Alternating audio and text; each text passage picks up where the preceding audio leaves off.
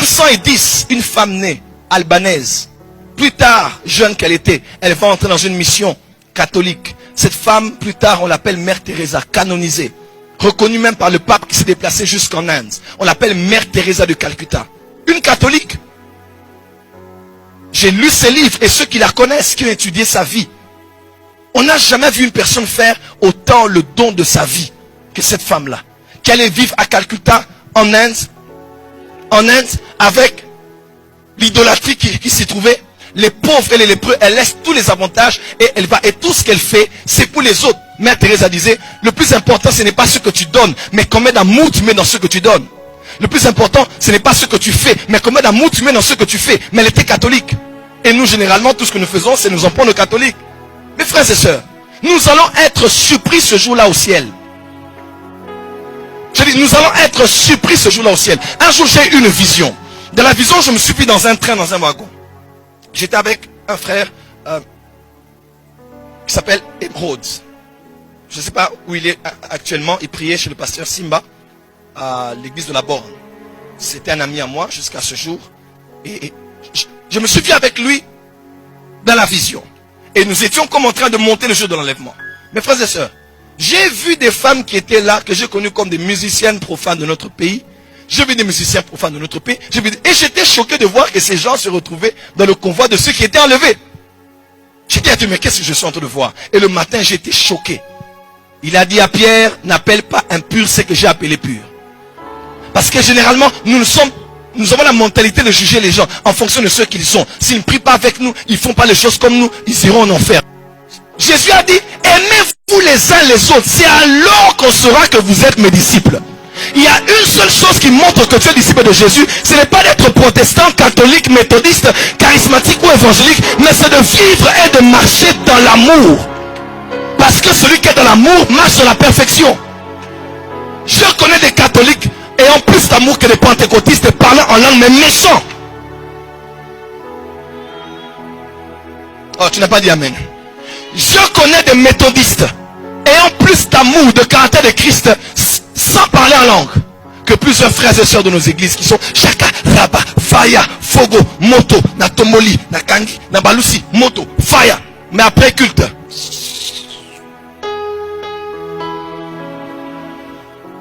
la paix c'est un beauté. Moi je vais la saluer à l'occasion de quoi? Qu'elle aille parler à Daddy là-bas, ils vont voir. Vous êtes mauvais, vous êtes des païens. Vous êtes plus que les païens. Jésus a dit, si vous ne saluez que ceux que vous saluez, qu'est-ce que vous faites de spécial? Si vous n'aimez que ceux qui vous aiment, qu'est-ce qu'on fait de spécial? Vous faites quoi de spécial? Parce que même les païens montrent qu'ils ont plus d'amour que les chrétiens. Il peut prendre son mégot de cigarette. Il ne demande même pas, ah, mon cher, donne-moi un peu, je veux aussi prendre. Il ne demande même pas si son voisin a brossé les dents ou pas. Il ne faut même pas le dentaire pour lui ouvrir la bouche pour vérifier les régions volcaniques de ta bouche. Si ta bouche pue ou pas, I don't care. Solidarité des cigarettes. Et il partage ses cigarettes. Lui aussi. Oh mon gars. Et il se partage. Mais les chrétiens, partage-moi. Nymphilim. Vous allez aller bloquer nos bénédictions. Quand on va vous donner, vous allez aller faire travailler ça. Nabo nanga. Laurent Gbagbo.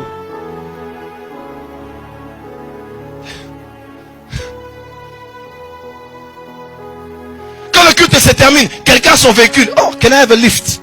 Peut me déposer à la première rue. On ne connaît pas l'état d'âme. Hein? Les temps sont mauvais. Hein? Tu vas mettre quelqu'un dans ta voiture qui va te créer des problèmes.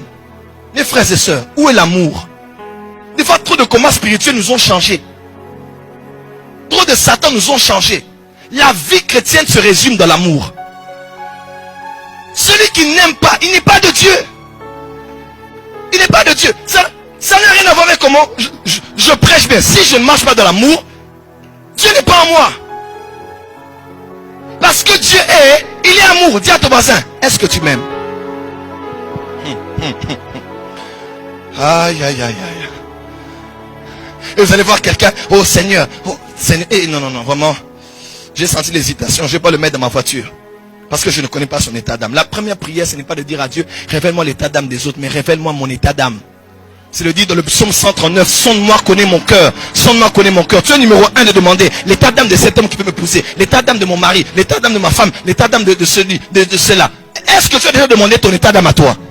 Tu as un cœur noir et mauvais, pire qu'un païen. Même les païens font plus que ce que tu fais. Alors en quoi Dieu est entré dans ton cœur par Jésus-Christ si tu ne sais pas aimer? Si tu ne sais aimer ni Dieu, ni ta famille, tes enfants, tes parents, tes frères et sœurs, même ceux de l'église, tu n'es personne. La spiritualité, c'est l'amour. La plus grande dimension, écoutez-moi, moi j'opère dans les miracles et dans la puissance. La plus grande école des miracles, c'est l'amour. C'est quand tu commences à aimer, avoir un cœur qui s'émeut pour les problèmes des autres, que Dieu se sert de toi. Parce que Jésus n'a jamais fait de miracle pour montrer qu'il était capable. Jésus a fait des miracles par compassion. Ému de compassion, il a étendu la main, touché le lépreux et il a dit, oui, je le fais, sois guéri.